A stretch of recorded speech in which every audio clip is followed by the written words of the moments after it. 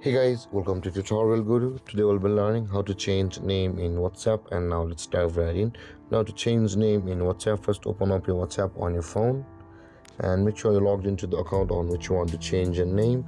And after that, at the top right corner of the screen on this interface, there is a three-dotted icon available for us. Tap on that three-dotted icon and the drop-down menu will appear. Tap on settings, and over here you can see guys, your name or your profile information is at the top of the screen just beside the QR.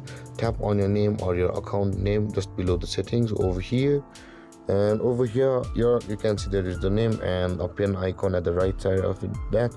Now in order to change your name, tap on the pen icon at the right side of your name, and after that enter your name whichever you like.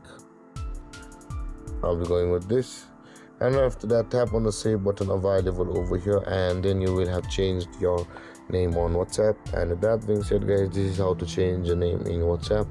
And if you have any confusions or questions regarding the topic, feel free to comment in the comment section below, and don't forget to like, subscribe and hit that bell icon for more videos. Thank you for watching guys. Peace.